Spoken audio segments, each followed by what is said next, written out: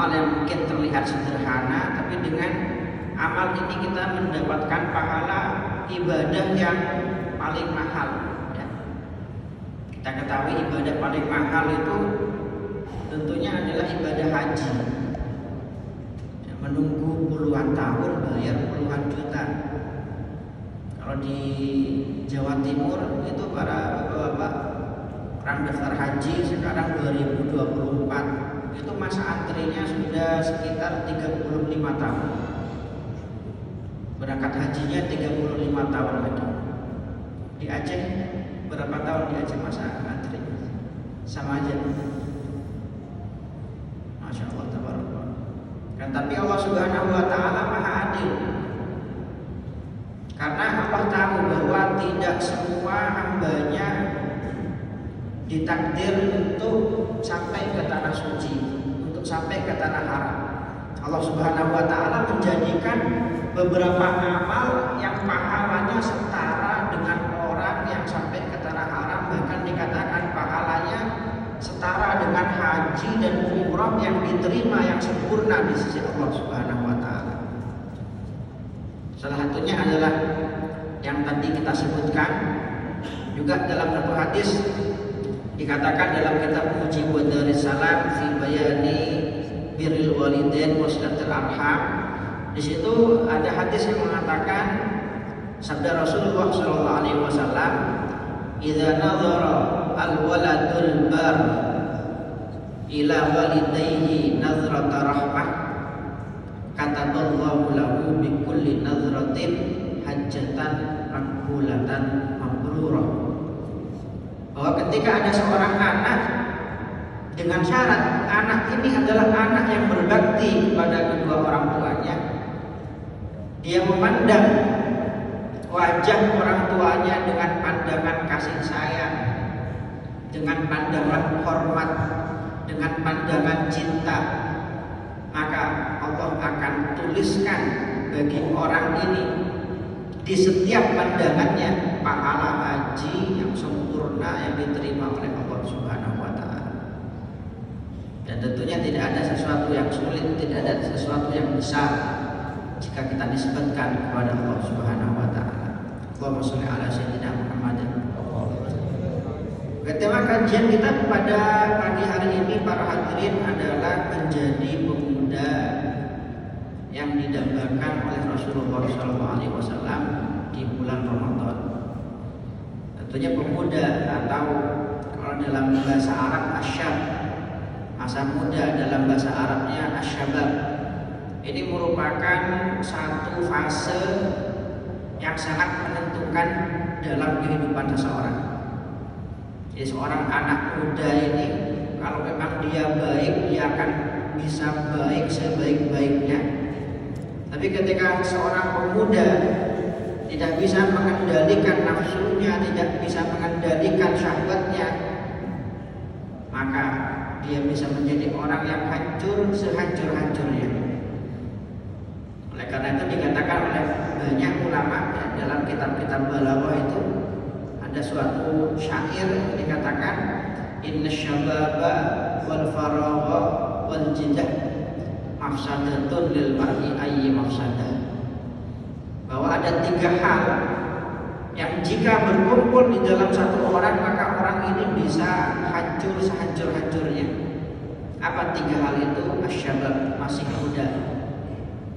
Dia masih muda, nafsu sedang aktif-aktifnya, syahwat sedang kuat-kuatnya, pengen ini, pengen itu, punya banyak keinginan. Wal faragh, dia tidak ada kerjaan.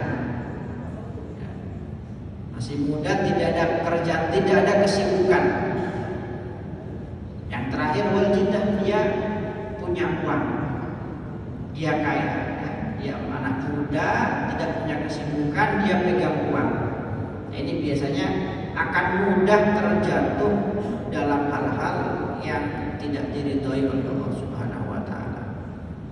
Tapi di zaman sekarang, para hadirin, orang untuk bermaksiat kepada Allah Subhanahu Wa Taala di zaman sekarang ini bisa kita katakan sangat mudah sekali. Tidak harus punya uang. Zaman sekarang sekarang ini di zaman kita ini yang penting punya pulsa. Nah, ini orang mudah bermaksiat kepada Allah Subhanahu wa taala. Ini bisa kita rubah sedikit itu syairannya. Ya syabab wal faragha wal HP. Nah ini. Ya, masih muda, tidak ada kerjaan, tidak ada kesibukan, dia pegang HP. Ya. Ini bahaya kalau seperti ini. Oleh karena itu para hadirin, sekali lagi para pemuda itu sekali lagi harus menyibukkan diri dengan hal-hal yang diridhoi oleh Allah Subhanahu wa taala. Dikatakan oleh sebagian ulama, an-nafsu illam tushghilha bil khairi syawalatka bisyarri. Bahwa nafsu kita ini jika tidak kita sibukkan dengan kebaikan, maka nafsu kita akan menyibukkan kita dengan keburukan. Oleh karena itu ketika banyak orang di zaman sekarang ya, ketika mendengar tentang hadis bahwa para setan, ya, bahkan pembesar setan, ketuanya setan itu ketika di bulan puasa diikat, dipenjara, diasingkan. Ada yang bertanya, kalau seperti itu mengapa kok masih banyak orang-orang di bulan puasa ini yang masih bermaksiat kepada Allah Subhanahu wa taala? Apa jawabannya? Ya karena memang banyak ya, manusia yang lebih setan daripada setan. Ya. Karena apa teman-teman? Karena apa para hadirin? Kita punya godaan. Satu hal yang dikatakan oleh para ulama, akhbatsu min sab'ina syaitana. Kita punya sesuatu yang lebih jahat daripada 70 setan. Apa itu? Nafsu. Dikatakan oleh Imam Ghazali cara membedakan antara godaan nafsu dengan godaan setan. Itu kalau godaan setan kita bacain a'udzubillahi minasyaitonirrajim. Itu kalau nggak hilang minimal dia melemah. Ini berarti godaan setan. Tapi kalau godaan nafsu itu biarpun kita bacain Al-Fatihah, ayat kursi, Al-Baqarah, Al-Imran, bacain Al-Quran 30 juz, gitu. Itu tidak hilang-hilang, nggak pergi-pergi, itu tanda bahwa ini godaan nafsu. Ini ajakan nafsu.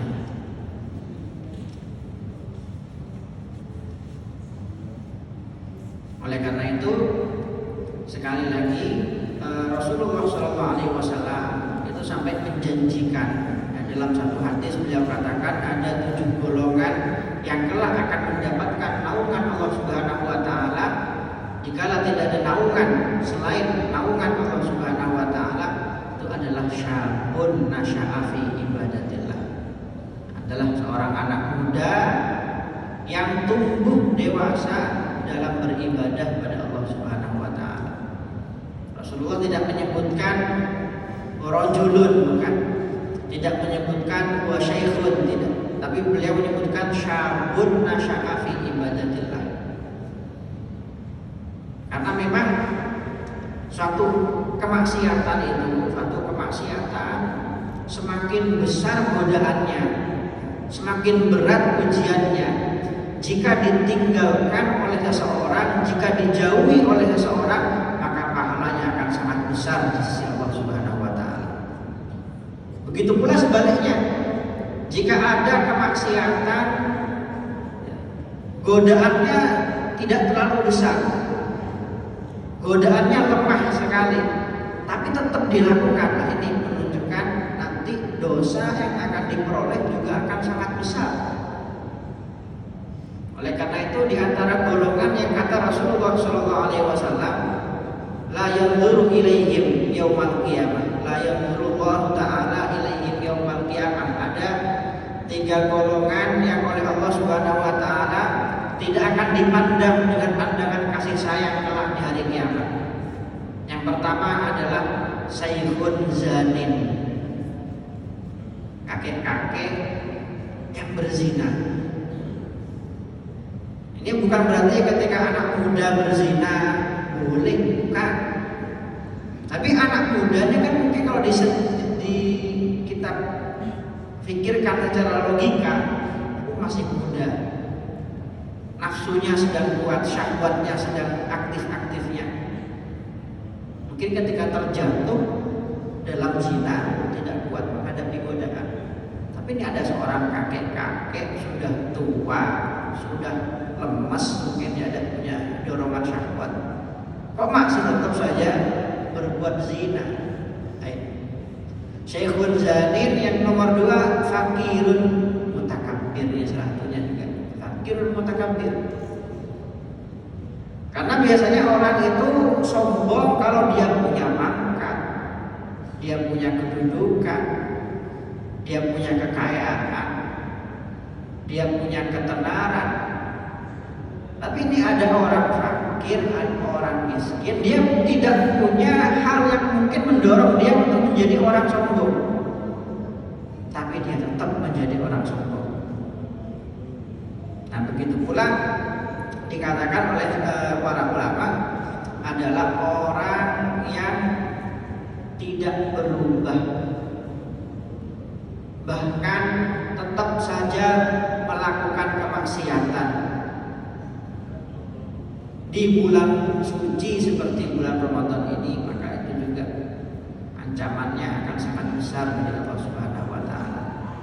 Dikatakan oleh Rasulullah sallallahu alaihi wasallam, Rohiba anfufulan, rohima anfufulan, adraka Ramadan falam yughfar dzambuh. Celaka orang yang dia mendapati bulan Ramadan secara sempurna 1 bulan penuh, tapi Ramadan tidak mendorong dia untuk melakukan kebaikan-kebaikan, dia justru masih tetap melakukan keburukan-keburukan dan dosanya tidak diampuni oleh Allah Subhanahu wa taala. Oleh karena itu, para hadirin, untuk menjadi pemuda yang didambakan oleh Rasulullah SAW di bulan Ramadan, setidaknya ada 2 hal yang harus kita lakukan di bulan suci ini. Yang pertama adalah menteladani Rasulullah SAW. Kita harus tahu seperti apa Rasulullah SAW ketika bulan Ramadan. Apa yang dicontohkan oleh Rasulullah SAW kepada kita di bulan Ramadan. Dikatakan dalam satu hadis, kata Rasulullah SAW, yajtahidu fi Ramadan ma la yajtahidu fi ghairi. Rasulullah SAW ketika masuk bulan Ramadan bersungguh-sungguh bersemangat di dalam beribadah melebihi bulan-bulan yang lain. Wa yajtahidu fil ashril awakhir minhu ma la yajtahidu fi ghairiha.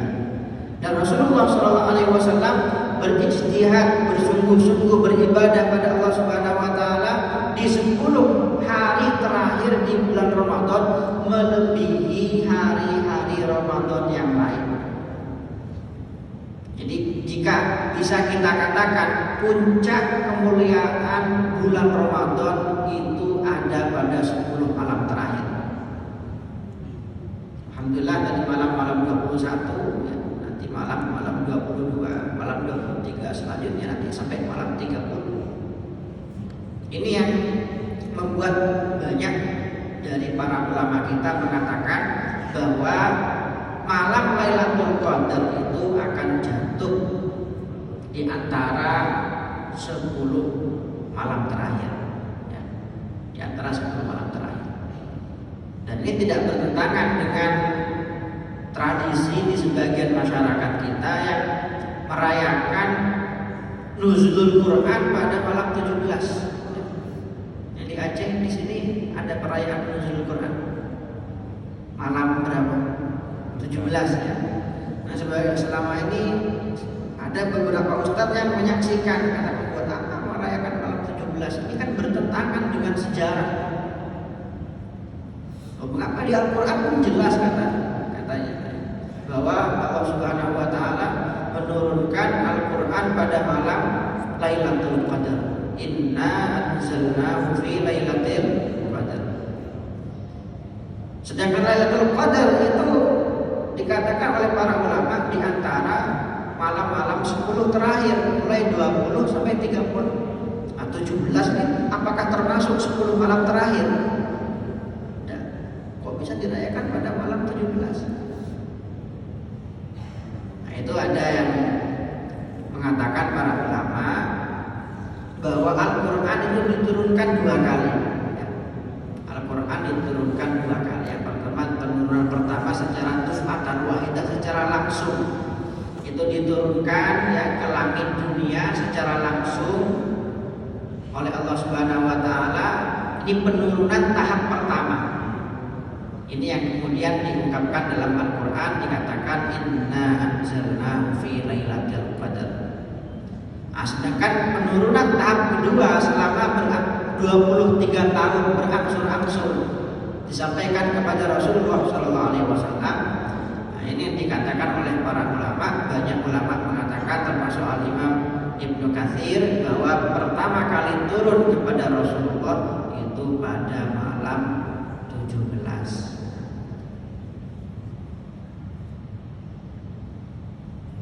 Dan juga Rasulullah SAW, para hadirin, dikatakan kata Rasulullah SAW ajwadan nas di Ramadan. Itu Rasulullah SAW, entah itu di bulan Ramadan atau di luar bulan Ramadan, orang yang sangat dermawan sekali, orang yang sangat murah memberi. Rasulullah SAW orang yang sangat dermawan sekali, mudah memberi. Akan tetapi ketika memasuki bulan Ramadan, Rasulullah SAW ini sangat dermawan, bahkan dikatakan lebih dermawan daripada angin semilir, daripada angin yang berhembus. Ini ungkapan betapa dermawannya Rasulullah SAW ketika bulan Ramadan. Ini mencontohkan kepada kita para hadirin bahwa di bulan Ramadan ini adalah momen yang paling tepat bagi kita untuk berbagi kebaikan kepada orang lain, untuk berbagi rezeki khususnya kepada orang-orang yang tidak mampu. Oleh karena itu, bulan Ramadan ini dinamakan oleh Rasulullah SAW dengan banyak nama. Salah satunya Rasulullah SAW menamakan Ramadan dengan Sayyidus Syuhur, atau rajanya para bulan, pemimpinnya para bulan-bulan sepanjang tahun yang paling mulia. Tentu saja jawabannya adalah bulan Ramadan. Nah, Rasulullah SAW juga menamakan bulan Ramadan ini dengan Syahrul Muwasah. Syahrul Muwasah, apa itu? Bulan kita membantu orang lain, bulan di mana kita peduli kepada orang lain. Yang dikatakan kepada seorang ulama, apa sebenarnya hikmah dari diwajibkannya puasa di bulan Ramadan? Sebutkan satu hikmah dari kewajiban puasa di bulan Ramadan. Maka beliau menjawab, liyadzuqal ghaniyyu ta'mal ju' fala yansa al-ja'i. Agar orang kaya, orang mampu juga merasakan betapa tidak nyamannya lapar. Maka dari itu dia tidak akan pernah melupakan orang-orang yang lapar. Dia tidak akan pernah melupakan orang-orang yang tidak mampu. Karena para hadirin ya, bahwa la tudraku qimatun ni'am illa bi fuqdaniha. Kita terkadang tidak bisa merasakan harga yang betapa berharganya nikmat yang kita punya kecuali ketika kita kehilangan nikmat tersebut. Mungkin selama ini kita terbiasa hidup dengan serba cukup ya. Setiap hari tidak pernah lapar, selalu kenyang, tidak pernah kekurangan. Tapi di bulan puasa kita dipaksa untuk tidak makan, tidak minum, untuk merasakan lapar, untuk merasakan haus. Nah, sekali lagi, agar selain kita peduli kepada orang-orang yang merasakan kelaparan, juga agar kita menghargai betul nikmat-nikmat yang diberikan oleh Allah Subhanahu wa taala yang mungkin selama ini banyak tidak kita sadari. Yang mungkin selama ini sering kita anggap sebagai nikmat-nikmat yang biasa-biasa saja. Nah, saya teringat satu tulisan para hadirin, saya punya kawan Facebook itu dari Gaza, Palestina, sampai sekarang diserang oleh Israel. Itu beliau menuliskan bahwa sudah berhari-hari, mungkin untuk sekitar 13 hari tidak menemukan makanan, tidak menemukan beras, tidak menemukan daging. Sampai beliau itu foto, saya ini akhirnya tercapai, saya beli 1 piring, ada beberapa potong daging dan separuh piring beras. Itu beliau tulis, saya beli ini dengan harga $100. 1 piring, setengah piring nasi, setengah piring daging, itu harganya $100, mungkin sekitar 1.500.000. Dan beliau bercerita seringkali katanya karena makanan di boikot, tidak ada bantuan makanan datang ke sana pada waktu itu. Akhirnya terpaksa bawang putih atau bawang merah, bawang merah itu beliau potong-potong dibagi untuk 4 orang sebagai makanan pokoknya, makanan sehari-harinya untuk bergantian perutnya yang lapar.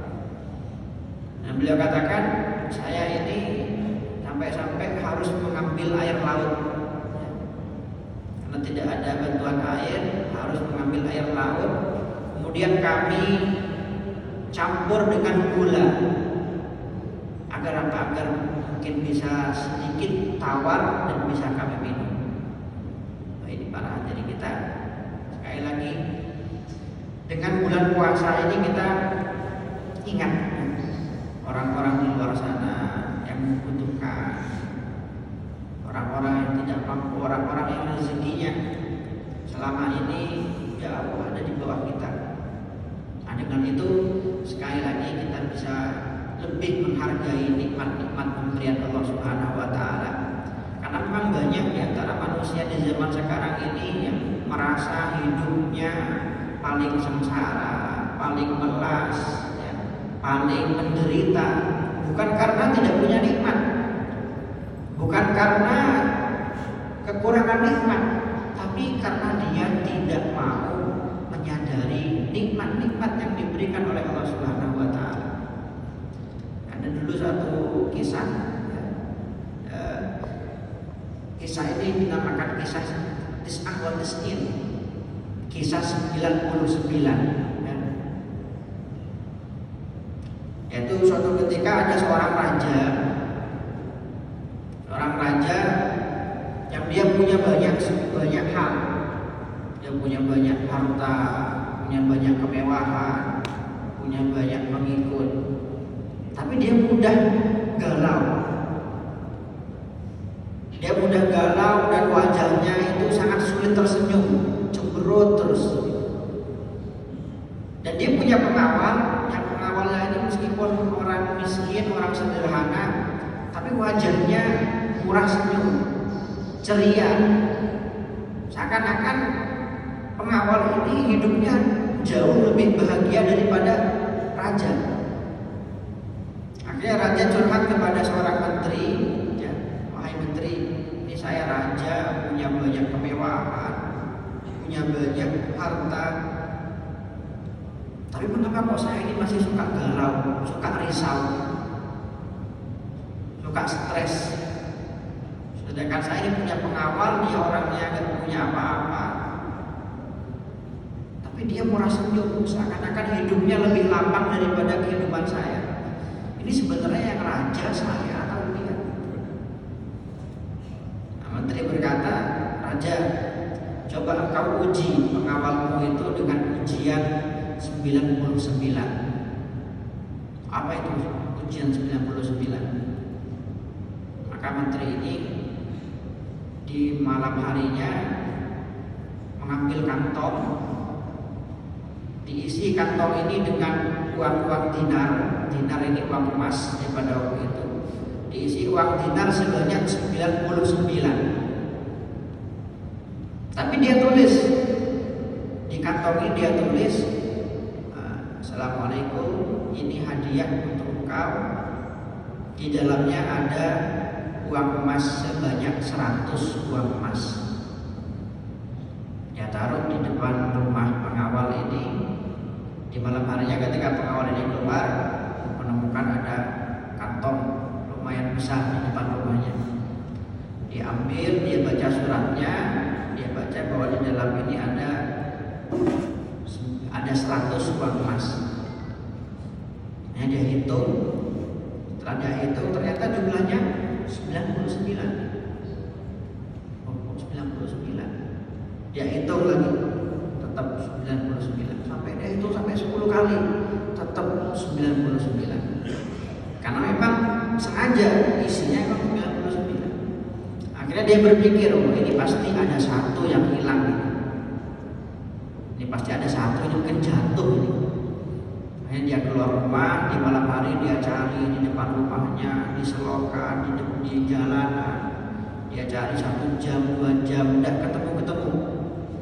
Karena gak ketemu, akhirnya dia membangunkan anaknya, membangunkan istrinya. Ayo cari, ini ada uang 1 uang emas hilang. Harus kita cari. Sayang sekali kalau gak kita cari. Makanya satu rumah itu dia, anak istrinya sampai subuh gak tidur, hanya untuk mencari 1 emas yang padahal memang tidak ada. Nanti pagi harinya ketika dia menghadap raja di istana, biasanya dia menghadap raja dengan penuh senyuman, wajah ceria. Sekarang dia menghadap raja dengan wajah cemberut. Apa? Karena sejak tadi malam ya, kepikiran ya, fokusnya hanya terfikirkan untuk mencari 1 emas yang hilang itu, yang padahal memang tidak diberikan untuk dia. Nah, begitu pula realita kita para hadirin, kenyataan kita banyak di antara kita ini oleh Allah Subhanahu wa taala ibarat kata diberikan nikmat 99. Hakikatnya nikmat Allah bukan 99, jauh lebih banyak daripada itu. Tidak terhitung nikmat-nikmat pemberian Allah untuk kita. Kita diberikan nikmat oleh Allah Subhanahu wa taala, diberikan kenyamanan oleh Allah Subhanahu wa taala 99, diberikan ujian, diberikan ketidaknyamanan 1. Tapi banyak manusia yang justru lebih memikirkan yang 1 ini daripada memikirkan yang 99.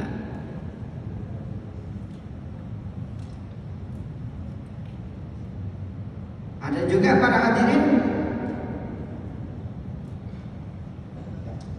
di bulan Ramadan ini jika kita ingin menjadi pemuda yang didambakan oleh Rasulullah SAW, dicintai oleh Rasulullah SAW, tentunya kita harus menjadi pemuda yang menjalankan perintah-perintah Rasulullah SAW di bulan Ramadan.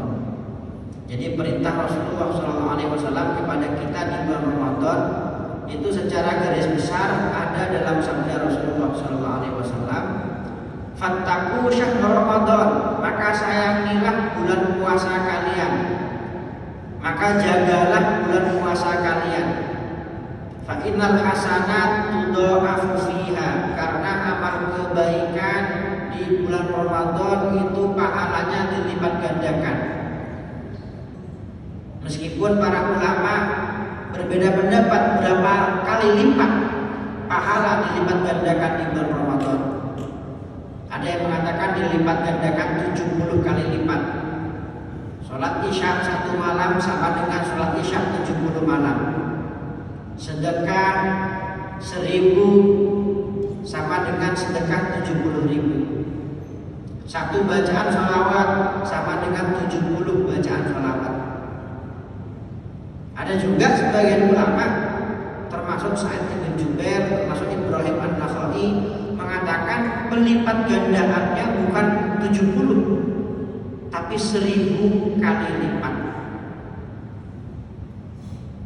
Ini menurut sebagian ulama, pelipat gandaannya 70 masih kurang gitu. Pelipat gandaan amal di bulan Ramadan ini menurut sebagian ulama dilipat gandakan 1000 kali lipat. Fa'inal hasanatu tu'amu fiha. Akan tetapi jangan hanya terlena dengan pahala-pahala yang dilipat gandakan. Dilanjutkan oleh Rasulullah, wa kadzalika as-sayyi'at. Begitu pula keburukan-keburukan, nilai-nilai dosa yang dilakukan oleh seseorang di bulan puasa tentunya tidak sama dengan dosa-dosa yang dilakukan di luar bulan puasa. Oleh karena itu, para hadirin, penting bagi kita sekali lagi di bulan Ramadan ini kita harus punya target. Lebih-lebih kita sekarang sudah ada di puncak, di penghujung bulan Ramadan. Yang dikatakan oleh Al-Imam Ibnul Jauzi, la yakun al-khailu afdala minka.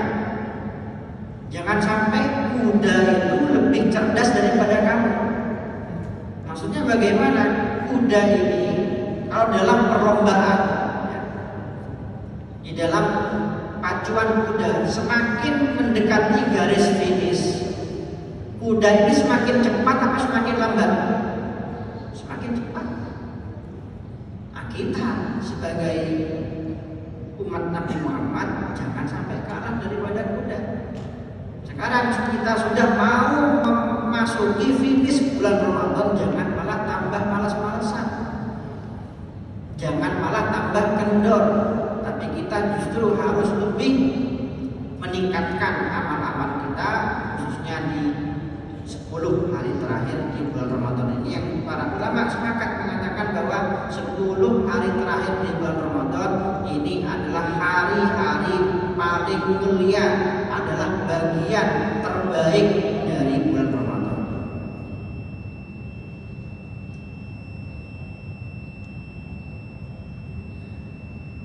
Dan juga para teman-teman,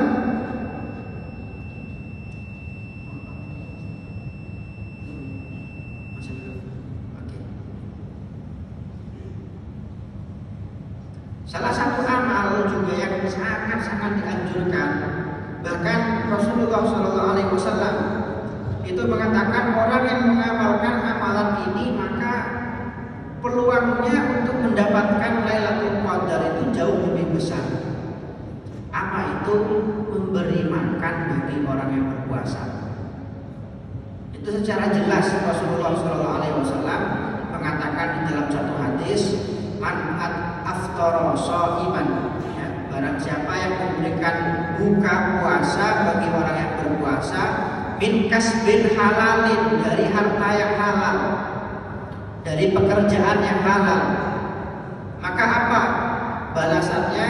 Rasulullah mengatakan, sholat alaihil malaikat layali Ramadan. Para malaikat akan mendoakan orang ini sepanjang malam Ramadan. Mulai maghrib sampai subuh sepanjang malam di bulan Ramadan, para malaikat akan mendoakan orang ini. Wa shafahu Jibril lailatul qadar. Dan orang ini akan disalami oleh malaikat Jibril, akan dijabat tangannya oleh malaikat Jibril pada malam Lailatul Qadar.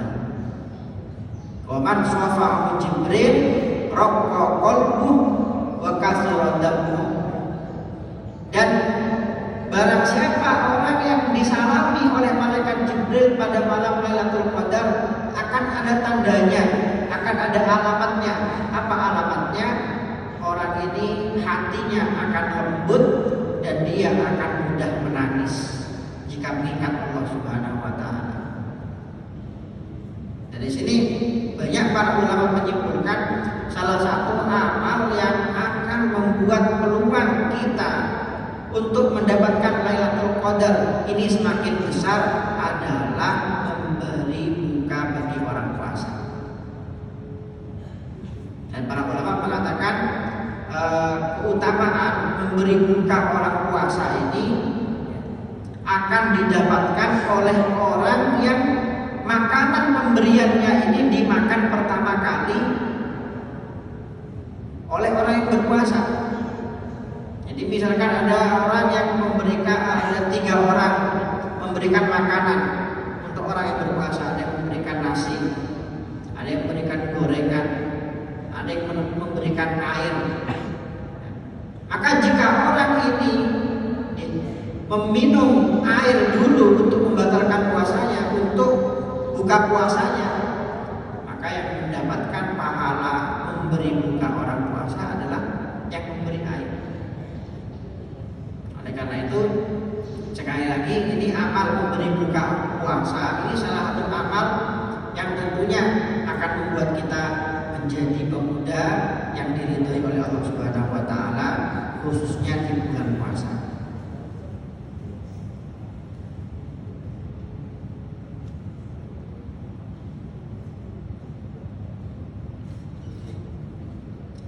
Dan tentunya target kita khususnya di 10 malam terakhir ini yang paling penting tentunya adalah Lailatul Qadar. Ini suatu malam para hadirin yang dikatakan oleh Rasulullah SAW ya, lebih utama daripada 1000 bulan yang di dalamnya tidak ada Lailatul Qadar. Nah, 1000 bulan ini kalau kita hitung, dikatakan para ulama 1000 bulan adalah 83 tahun. 83 tahun 4 bulan. Ini 1000 bulan. Dan malam Lailatul Qadar ini Rasulullah SAW menyebutkan ciri-cirinya. Akan tetapi Rasulullah SAW tidak menyebutkan secara sempurna ciri-ciri dari malam Lailatul Qadar ini. Agar apa? Agar Lailatul Qadar ini tetap menjadi rahasia bagi umatnya. Rasulullah sudah menjelaskan malam Lailatul Qadar ini adalah malam yang tenang, angin tidak terlalu berhembus kencang, adalah malam yang mana pagi harinya itu matahari terbit, cahayanya lebih redup daripada biasanya. Dikatakan karena saking banyaknya, ya, karena begitu banyaknya para malaikat yang naik ke atas langit ketika pagi hari Lailatul Qadar, itu yang membuat cahaya matahari pada waktu itu lebih redup daripada biasanya. Dan dikatakan oleh para ulama kita bahwa para malaikat yang turun pada malam Lailatul Qadar itu jumlahnya lebih banyak daripada bebatuan yang ada di muka bumi. Akan tetapi sekali lagi ya, Lailatul Qadar itu akan tetap menjadi rahasia. Agar apa? Agar kita tetap beribadah pada Allah Subhanahu wa taala sepanjang